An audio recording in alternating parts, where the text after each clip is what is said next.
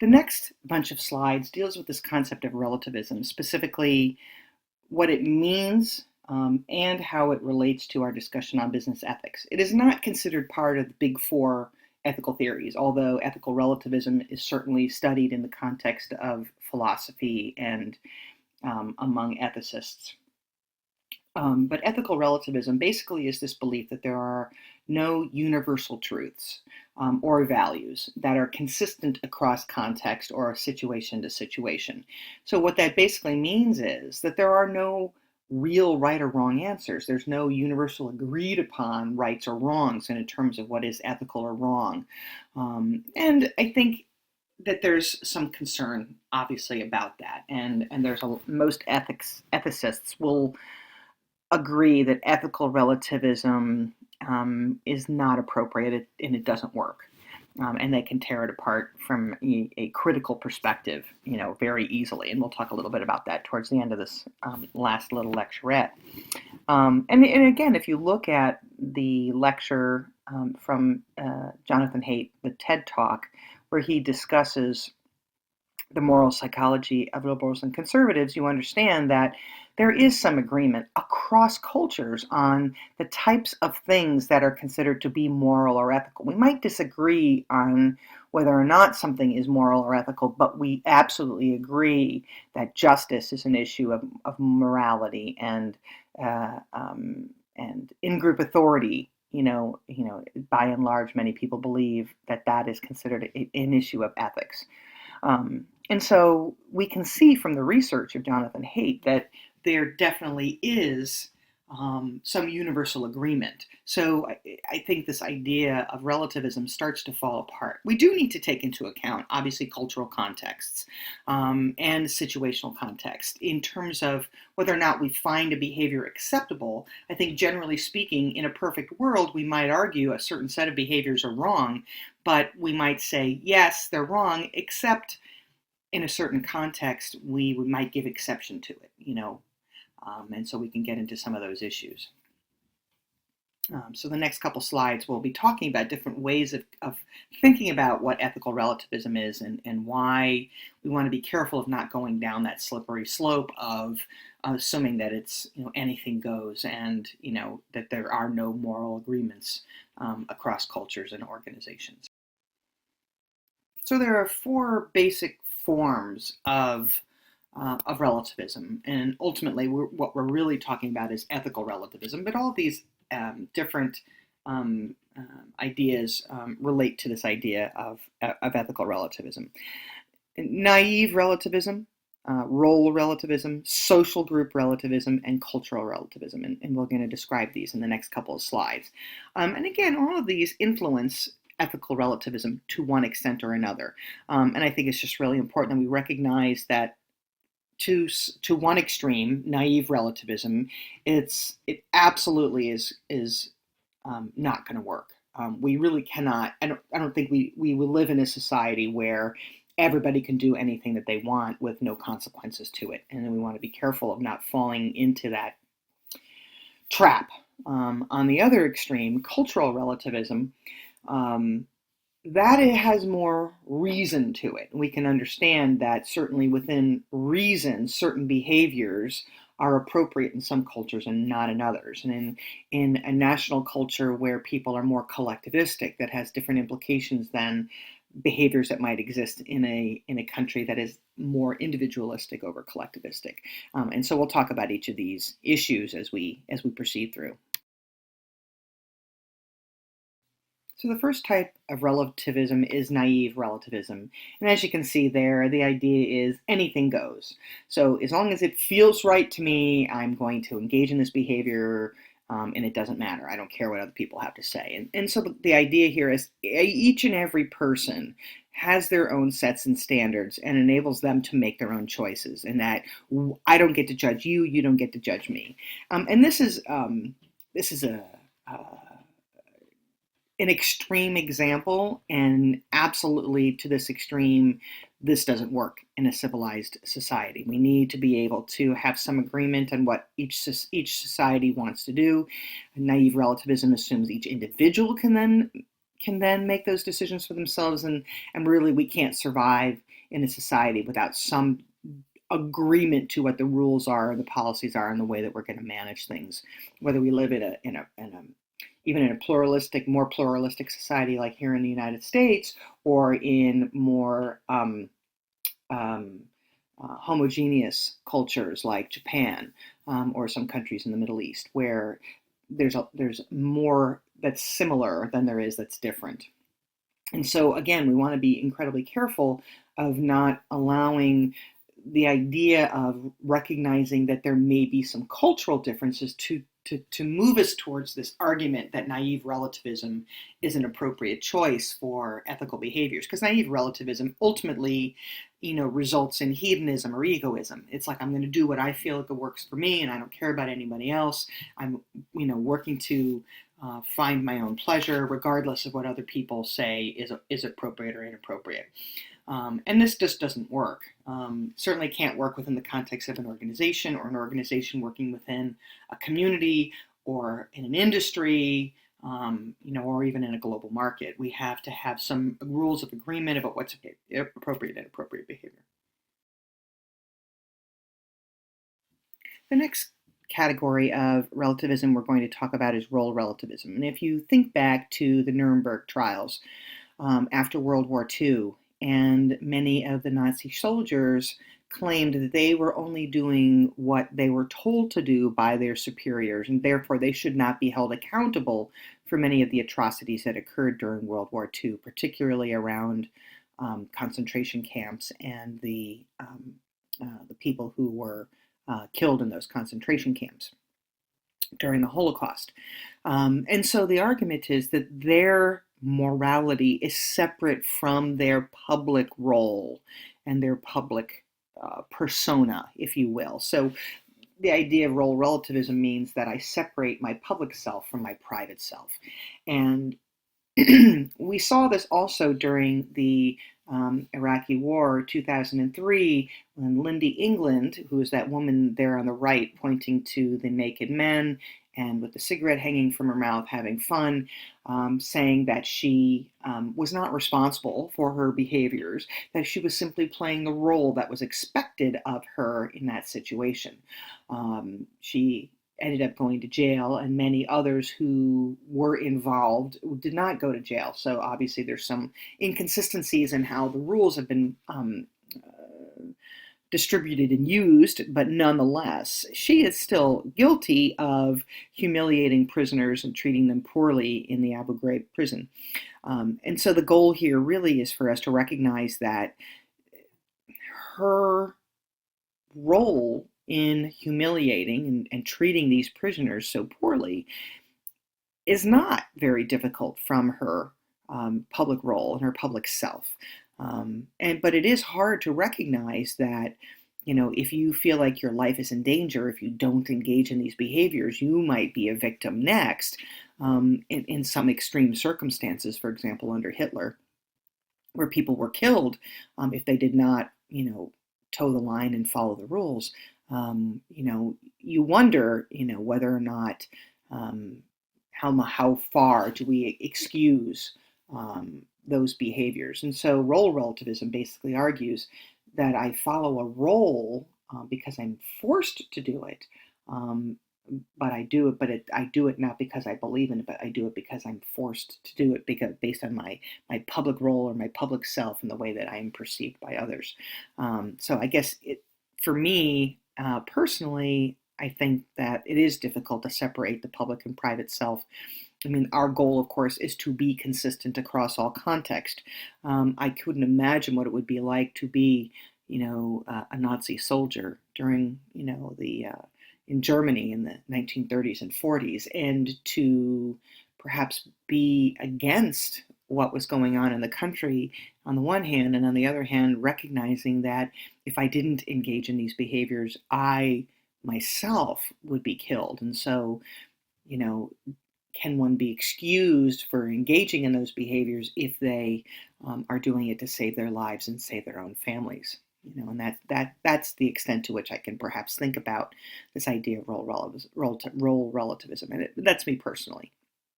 But the idea, of course, as overall is that people have a separate public life and private life, and that those roles are considered very separate. In this next slide, we see an example of social group relativism. And what that means is that our norms are based on the social groups, the people that we hang around with, to help us render our ethical judgments based on our social groups. And so this one, for example, this particular slide is getting at, since the company's mission is more, therefore that is the mission that everybody should follow, that we would follow that mission because our peers believe that that's the right thing to do, so therefore we do it. And I think social group relativism starts to become challenging when we are excusing behaviors simply because the majority is doing it. And at no point in history can we say with all truthfulness that because the majority does something, that means therefore it's appropriate. And just as we looked at the difference between the law and ethics, oftentimes laws are a reflection of what the majority thinks. But in the end, when we think about it relative to what is moral or just because a law says we can do something doesn't mean we should or could do it. So social group relativism starts to get at some of those differences, and based on what the law says and what that social group says is appropriate, when in fact it may not be appropriate. Just because the majority thinks it's okay doesn't mean it's true.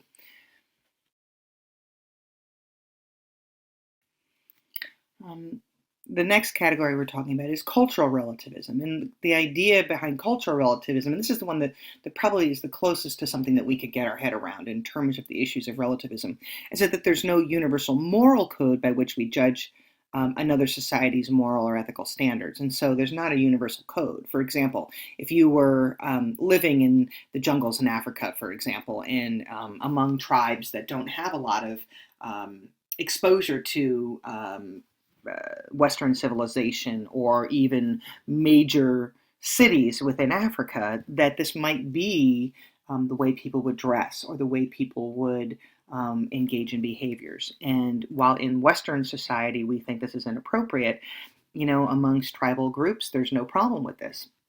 And I absolutely can understand that. I think that there are differences, culture to culture, group to group, nation state to nation state. We've got to take into account the nuanced differences between the ways that different groups understand their norms and their rules and their ways of being. And we need to recognize those differences as we think about um, applying rules across national boundaries and things like that.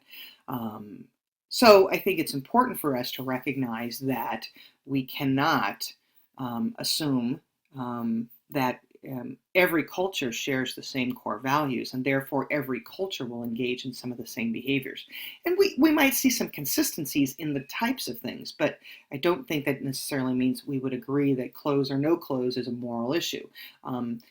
Here in the more puritanical United States, clothes is a big issue, but in other countries, it's less of an issue.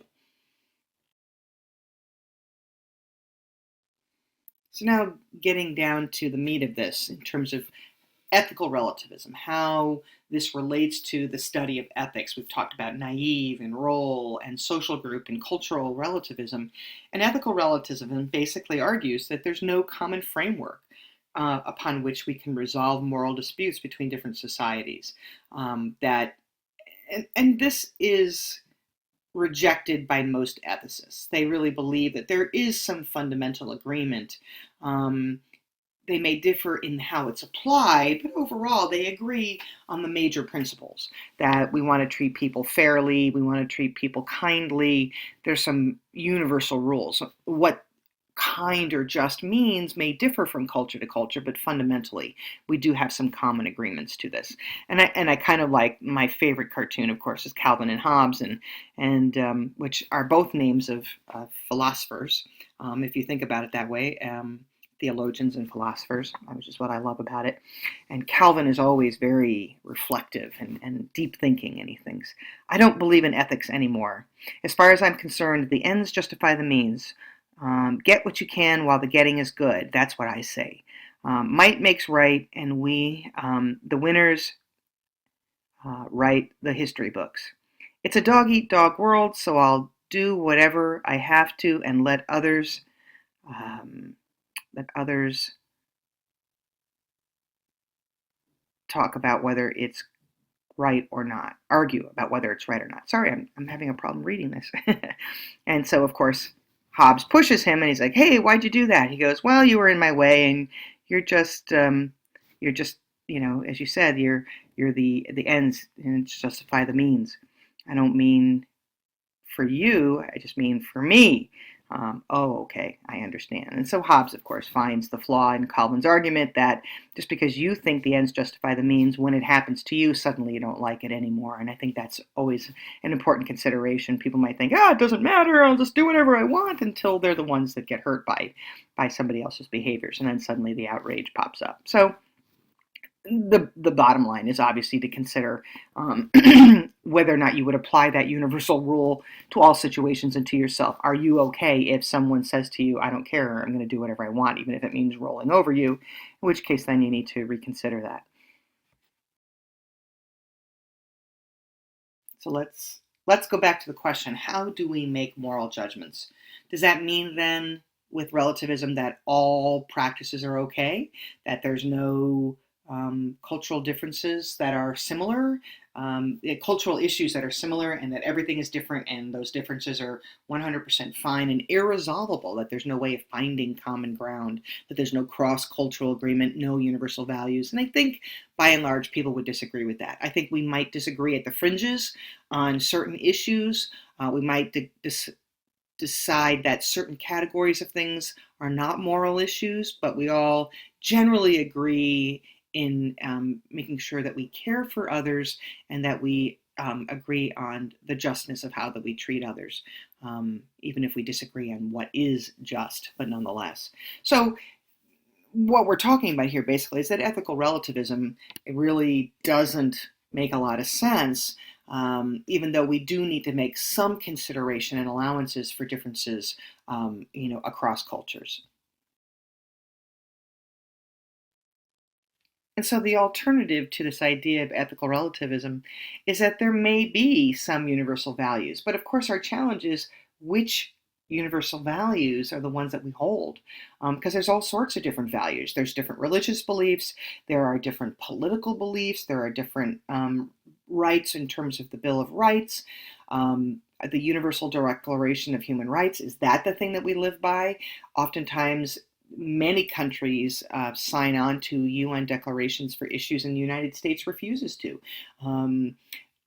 Other countries refuse to engage in certain, agreements in terms of the Declaration of Human Rights. And so our challenge is which set of universal rules will work. Therein lies our challenge with universalism.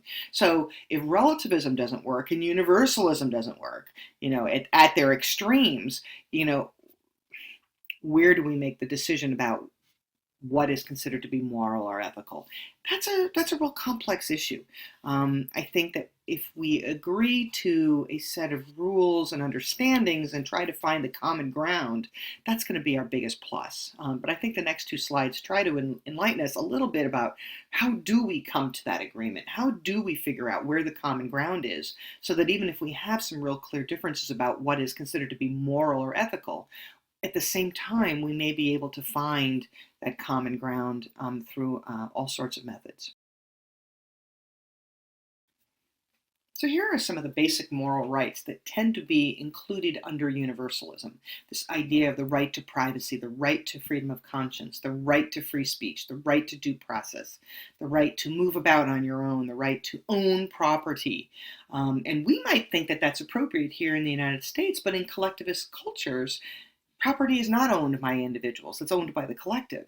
So who's right and who's wrong? In a collectivist culture, they're right. In an individualistic culture, we're right. And so it's all relative in many respects. The right to freedom from torture, I think hopefully we could all agree that torturing people is inappropriate. The right to a fair trial, the right to non-discriminatory treatment, the right to physical security, the right to freedom of association, the right to a minimal education, the right to political participation, the right to have a subsistence, to be able to survive, to have enough food on the table, clothing on your back, and a roof over your head to survive. Um, these are some agreed upon universal rights. Are there more? Certainly we can think about that. I think our aim, by and large, is to try to find that consensus in the middle, where we look at the totality of people's religious values and personal ethics and societal norms and citizenship protections and UN international norms and declarations, individual and country law, societal practices, traditions. Where do we find the overlap and finding that consensus in the middle?